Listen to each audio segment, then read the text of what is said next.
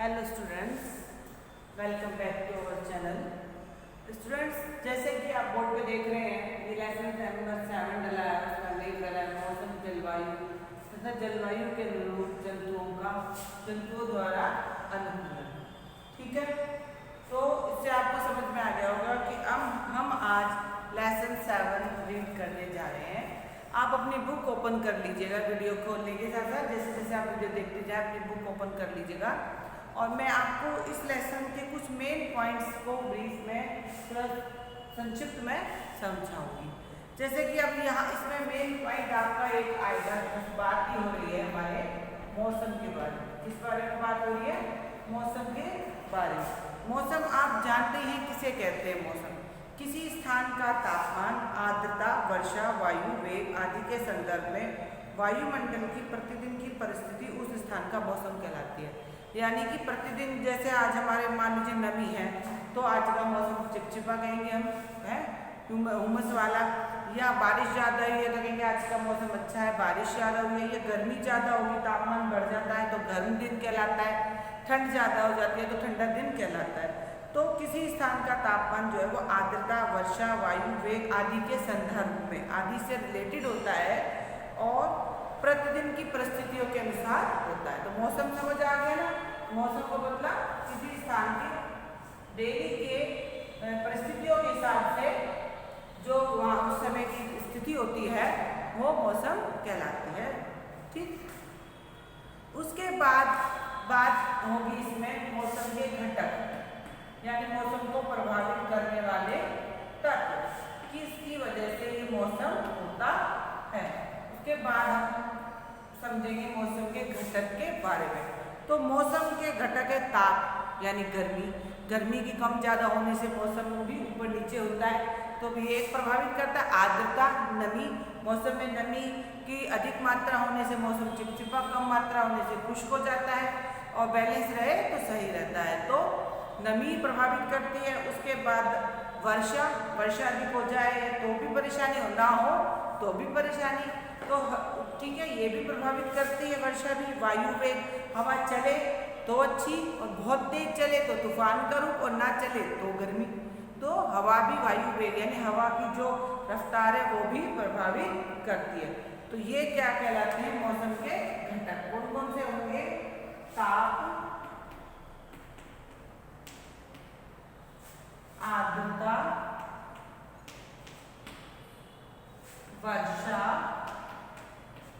वायु वेग यानी हवा की रफ्तार, वायु, ये सब क्या है? मौसम के घटक। उसके बाद हम इसमें पढ़ेंगे जलवायु। देखिए बेटा, मौसम क्या था? प्रतिदिन की परिस्थितियों के हिसाब से दिन का तापमान कैसा रहता है, ठंडा रहता है तो ठंडा मौसम, गर्म रहता है तो गर्म मौसम, बारिश ज़्यादा है तो वर्षा का मौसम, नमी ज़्यादा हो तो चिपचिपा मौसम। तो डेली की परिस्थितियों के हिसाब से जो होता है वो स्थिति मौसम है। लेकिन जलवायु क्या होती है? जलवायु किसी स्थान के मौसम की लंबी अवधि यानी लंबे समय तक जो एक सा मौसम वहाँ की उस एरिया, उस क्षेत्र में रहता है वो जलवायु कहलाती है। जैसे हमारे हरियाणा में 6 महीने सर्दी रहती है, 6 महीने गर्मी रहती है, या आप कह सकते हो 3 महीने सर्दी रहती है, फिर 3 महीने गर्मी पड़ती है, फिर 3 महीने बारिश होती है। तो यहाँ की जलवायु कैसी है? गर्म और शुष्क, यानी गर्म भी है और सूखी है, ठंडी भी है। तो मिक्स जलवायु है, मिश्रित जलवायु है, सर्दी भी पड़ती है, गर्मी भी पड़ती है और बीच का मौसम भी होता है। तो मिक्स जलवायु, मिश्रित जलवायु हो गई। तो किसी स्थान के मौसम की लंबी अवधि यानी लंबे समय तक जो किसी स्थान पर एक मौसम चलता आता है वो जलवायु कहलाता है। लंबे समय तक 25 वर्ष 40 वर्ष तक जब नोटिस किया जाता है कि इस एरिया का मौसम इतने समय से ऐसा चला आ रहा है तो वो वहाँ की जलवायु हो जाती है। अब इसमें एग्जाम्पल भी दिया है, देखिए केरल की जलवायु गर्म एवं आर्द्र है। केरल में क्या होता है? गर्मी बहुत पड़ती है, तो लंबे समय तक गर्मी पड़ती है, और जब बारिशें वगैरह आती है मई जून के मौसम में थोड़ी उमस बननी शुरू हो जाती है और पानी जो है भाप बन के उड़ना शुरू हो जाता है, तो आर्द्रता बढ़ जाती है, नमी बढ़ जाती है। तो इसलिए वहाँ की जलवायु कैसी है? गर्म और आर्द्र। सर्दियाँ नहीं पड़ती केरल में, गर्मी पड़ती है, और मई जून के, अप्रैल से मई जून चिपचिपी मौसम शुरू हो जाता है, नमी बढ़नी शुरू होती है, आर्द्रता बढ़नी शुरू हो जाती है। तो केरल की जलवायु गर्म और आर्द्र है, क्योंकि लंबे समय तक इसी तरीके का मौसम वहाँ पर रहता है। दूसरा देखिए, जम्मू और कश्मीर की जलवायु गर्म एवं आर्द्र है। जम्मू और कश्मीर की जलवायु मध्यम गर्म, मतलब बीच की गर्म है और आर्द्र है, और कैसी है, नमी वाली है। अब मध्यम गर्म यानी ज़्यादा गर्मी नहीं पड़ती वहाँ, मई जून के मौसम में हल्की हल्की गर्मी पड़ती है। हल्की गर्मी भी क्यों कहो कि बस वहाँ पर वो लोग एक स्वेटर पहनते हैं, बाकी टाइम में उनको ज़्यादा स्वेटर पहन, सर्दियों में बहुत ज़्यादा स्वेटर पहनने पड़ते हैं, सीकड़ी वगैरह का सहारा लेना पड़ता है पूरे दिन में, तो ठंड ज़्यादा हो जाती है। तो वहाँ की क्या मध्यम गर्म है और आर्द्र है और नमी वाली जलवायु है। उसके बाद है राजस्थान की जलवायु गर्म और शुष्क है। राजस्थान में गर्मी ज़्यादा पड़ती है और पानी की कमी की वजह से वहाँ की मौसम में नमी कम होती है, तो कैसी होगी, शुष्क यानी सूखी हुई, गर्म है और सूखी हुई है। लंबे समय तक जो परिस्थितियाँ चलती हैं तो वो जलवायु कहलाती है। और उत्तर पूर्व की जलवायु आर्द्र है। जो उत्तर और पूर्व का एरिया है वहाँ की जलवायु नम है, मतलब वहाँ पर चिपचिप मौसम में पानी की मात्रा ज़्यादा है, नमी की मात्रा ज़्यादा है, तो वहाँ की जलवायु कैसी है, आर्द्र है। तो आपको समझ आ गया होगा मौसम क्या है, मौसम घटक क्या है और जलवायु किसे कहते हैं, यानी किसी क्षेत्र के लंबे समय तक रहने वाला मौसम जलवायु कहलाता है। उसके बाद है अनुकूलन। क्या है, अनुकूलन। हैबिटेट्स यानी कि किसी एरिया में रहने की आदत, किस प्रकार से हमारे या जानवरों की एक कौन सी हैबिट होती है जो उस एरिया में रहने योग्य उनको बनाती है। तो अनुकूलन, किसी जीव में पाए जाने वाले गुण, समझ में आए, किसी जीव में पाए जाने वाले गुण जो उसे उसके रहने वाली जगह की परिस्थितियों के अनुरूप जीवित रहने की क्षमता देते हैं, अनुकूलन कहलाती है। यानी किसी भी व्यक्ति में उसके जिस एरिया में वो रहता है वहाँ के एरिया में रहने की जो आदत है, जो उसके अंदर गुण है, वो जो होते हैं वो क्या कहलाते हैं, अनुकूलन।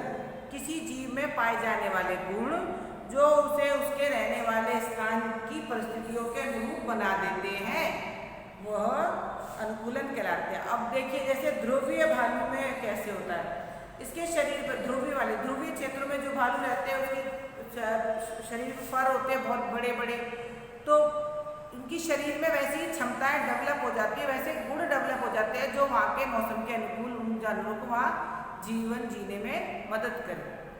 इसके शरीर में बालों की दो मोटी परतें होती हैं, कैसी, 2 लेयर्स होती हैं। ध्रुवीय भालू के बालों में 2 लेयर्स होती है। ये सर्द मौसम में इसे गर्म रखती है, सर्दी के मौसम में गर्म रखती है। ठंड ज़्यादा पड़ती है, ध्रुवीय क्षेत्रों में बर्फ पड़ती है, लेकिन इसकी बॉडी पर क्या होते हैं, फर होते हैं, और वो भी 2 लेयर्स में, एक लेयर फिर उसके ऊपर से एक लेयर हो, तो जिसकी वजह से उनको सर्दी नहीं लगती, सर्दी से बचाव हो जाता है। यह सर्द मौसम में इसे गर्म रखती है। इसकी त्वचा के नीचे वायु की एक परत होती है जिसके कारण इसका शरीर शीत रोधित होता है और उसे गर्म रखता है। यानी इसके बॉडी के नीचे, त्वचा के नीचे हवा की लेयर होती है जिससे सर्दी जो है वो इसके शरीर में नहीं जा पाती और इसकी बॉडी जो है अंदर से गर्म रहती है। इसके नाखून मुड़े हुए, लंबे और पैने होते हैं, इससे बर्फ पर चलने में आसानी होती है। बर्फ पर चलना आसान नहीं होता, फिसलन हो जाती है, लेकिन इसके नाखून कैसे होते हैं, इसके नाखून मुड़े हुए होते हैं और पैने होते हैं जिससे वो बर्फ में गड़ जाते हैं चलते समय, तो इससे बर्फ में इसको चलने में आसानी रहती है। इसमें सूंघने की शक्ति तेज होती है, ये भालू को अपने शिकार को ढूंढने और पकड़ने में सहायता करती है। ध्रुवीय भालुओं में भी सूंघने की शक्ति बहुत तेज होती है, तो यह शिकार को सूंघने और पकड़ने में मदद करती है। इसके शरीर पर सफ़ेद बाल होते हैं जिसके कारण सफ़ेद बर्फ में ये आसानी से छुप जाता है और इसके परभक्षी और शिकार इसे आसानी से नहीं देख पाते। यानी कि जो इस परभक्षी है जिनका ये शिकार करता है और जिनके द्वारा ये शिकार होता है वो इसे आसानी से नहीं देख पाते, बर्फ में सफ़ेद कलर की वजह से बर्फ में मिक्स हो जाता है तो दिखाई भी नहीं देता। तो ये क्या है, अनुकूलन। ये ध्रुवीय भालू का अनुकूलन है। एक तो अनुकूलन क्या है, इसके शरीर पर फर होते हैं और वो भी 2 लेयर्स में होते हैं जो वहाँ की परिस्थिति यानी ठंडी परिस्थिति से इसको बचाते हैं, ठंड से। दूसरा, इसकी बॉडी में त्वचा के नीचे एक एयर की लेयर होती है जो इसकी शरीर की जो सर्दी है वो उसको अंदर नहीं जाने देती और गर्मी को बाहर नहीं आने देती, इसकी बॉडी को गर्म रखती है। तीसरा, इसके नाखून लंबे और पैने और मुड़े हुए होते हैं जो बर्फ में चलने में आसानी करते हैं। बर्फ में चलते समय बर्फ में जमकर गड़ जाते हैं तो ये आसानी से आगे चल सकता है, फिसलन कम रहती है।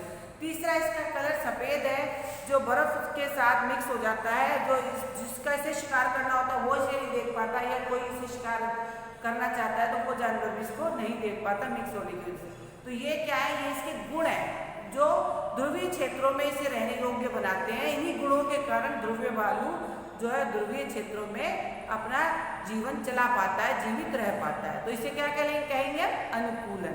समझ आ गया आपको अनुकूलन? उसके बाद है ध्रुवीय क्षेत्र। अब मैं आपको बार ध्रुवीय क्षेत्र की बात कर रही हूँ। ध्रुवीय क्षेत्र क्या होते हैं? ध्रुवीय क्षेत्र क्या होते हैं? उत्तरी ध्रुव और दक्षिण ध्रुव के समीप के क्षेत्र ध्रुवीय क्षेत्र कहलाते हैं। हमारे दो ध्रुव है, एक उत्तरी ध्रुव है और एक दक्षिणी ध्रुव है। उसके आसपास का एरिया जो है वो ध्रुवीय क्षेत्र कहलाता है। उसके बाद है उष्णकटिबंधीय क्षेत्र।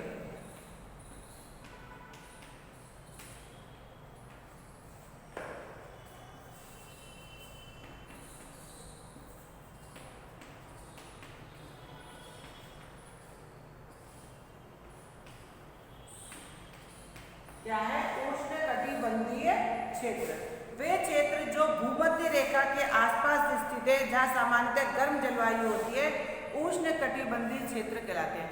भूमध्य के आसपास का जो एरिया होता है वो उष्णकटिबंधीय क्षेत्र कहलाता है। और भूमध्य के पास होने की वजह से ही वहाँ पर गर्मी अधिक पड़ती है, तो ये क्षेत्र कैसे होते हैं? गर्म होते हैं। सर्दियों में सबसे ठंडे दिनों में भी यहाँ का तापमान 15 डिग्री सेंटीग्रेड से अधिक रहता है। मतलब जब यहाँ पर और जगहों पर -डिग्री में टेम्परेचर चला जाता है, पानी बर्फ की तरह जमने लग जाता है, ऐसी सर्दी के दिनों में भी ध्रुवीय क्षेत्रों का तापमान 15 डिग्री सेंटीग्रेड से अधिक रहता है। ठीक है, तो भूमध्य रेखा के आसपास वाले एरिया जो होते हैं वो उष्णकटिबंधीय क्षेत्र कहलाते हैं। अब इस उष्णकटिबंधीय क्षेत्रों में पाए जाने वाले कोई जैसे हाथी है। अब यहाँ पर हाथी में अनुकूलन समझा रहे हैं। हाथी को एक लंबी सूंड होती है जिसके कारण उसे सूंघने की शक्ति बहुत अच्छी होती है। हाथी सूंड का प्रयोग भोजन को उठाने के लिए भी करता है, तो ये अनुकूलन हुआ। हाथी की सूंड उसको सूंघने में मदद करती है और सामान को उठाने में मदद करती है। इसके बाह्य दांत वास्तव में रूपांतरित दांत होते हैं। बाहर के दांत तो नकली दांत होते हैं।